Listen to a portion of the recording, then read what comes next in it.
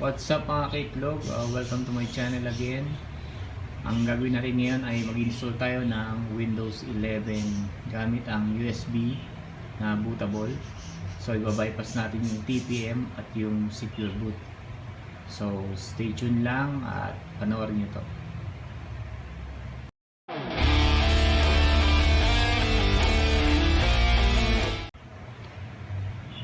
So nasa loob tayo ng BIOS ng Gigabyte.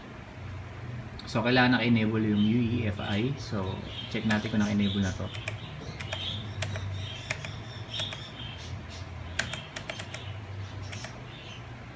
So dito sa baba, ayan makikita nyo, ayan, naka-UEFI na siya.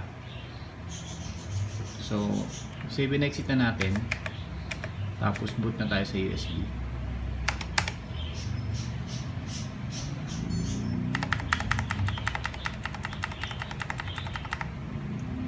So dito tayo sa jet, USB ko is jet flash consent sa UEFI. Select natin yan. So wait na lang natin mag-boot siya sa installation ng Windows 11.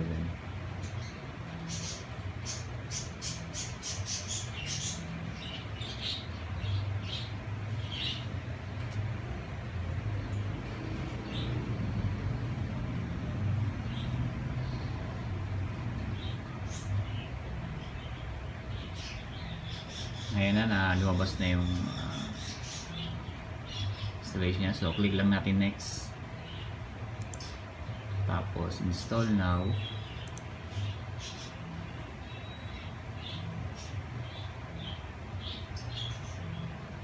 So I don't have a product key. Click lang natin. So pili tayo Windows 11 Pro. Click lang natin next. So may lalabas dito na this PC can't run Windows 11 kasi hindi niya na-meet yung minimum system requirements. So iba-bypass natin to. So back lang tayo.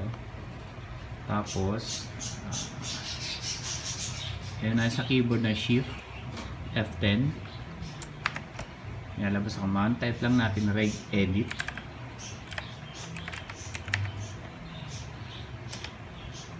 So, ito yung registry. So, punta tayo sa HP local machine. Click yung arrow. Tapos sa system. Tapos dito sa setup. Right click natin. New. Key. Tapos, ang lalagyan natin yan is lab config.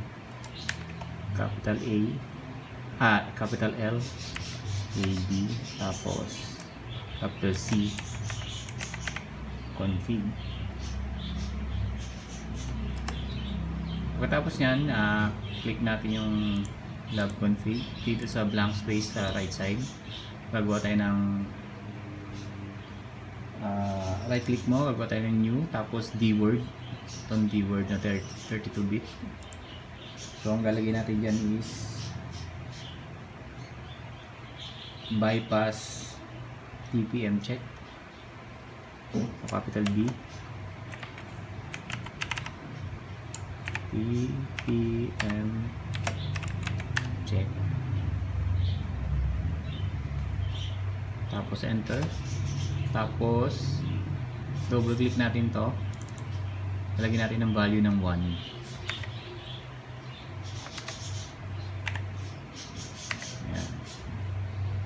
Okay. Tapos may value na siya ng 1. Tapos gagawa ulit tayo, new ulit. Tapos D-word ulit. Lalagay naman natin is bypass Secureboot check. Bypass Secureboot check. So dapat gentong may mga capital yan, dapat tama yung ilalagay nyo. So enter lang. Tapos double click ulit, ang value is 1. Tas okay. So pagtapos na yan, close na natin to. Tapos close na natin itong command prompt. proceed na tayo rito ulit sa installation. Next natin, Windows 11 po, next natin. So makikita nyo wala na yung na-bypass na yung ano niya, yung minimum requirements yung cannot be installed. So diretso na tayo rito, check na to accept. Next, tapos custom. Tapos burahin ko lang itong lahat ng laman na to para fresh install.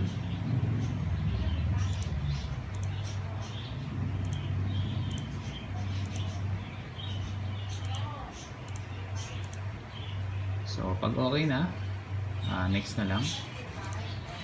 Tapos tayo na lang natin matapos yung installation nito.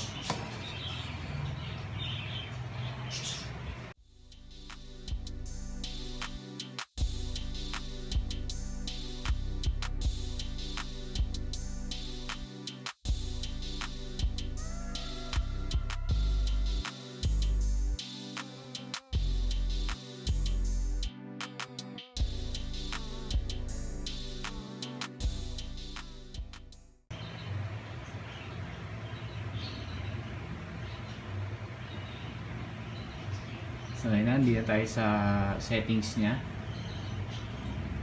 So lang natin dito is Philippines. Yes. Yes. Skip. Walang internet, so click natin yung I don't have internet. Continue with limited setup.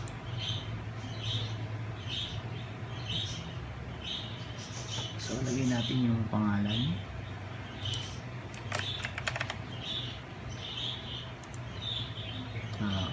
Walang password muna. Next lang. Next. Accept.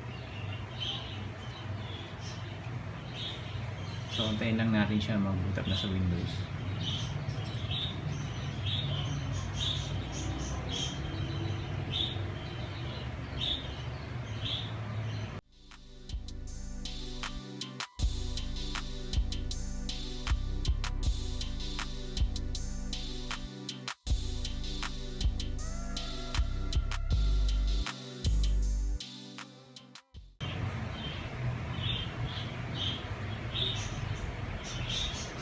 So ayan na po, nasa desktop na tayo ng Windows 11.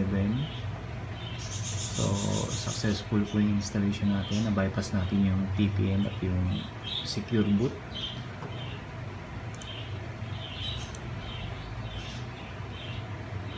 Check natin yung system.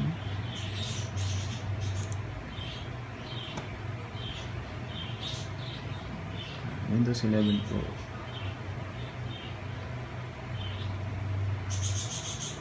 So, ganun lang po pang bypass ng TPM at Secureboot na gamit ang USB Bootable na Windows 11. So, hanggang dito lang po yung video. Salamat po sa panonood.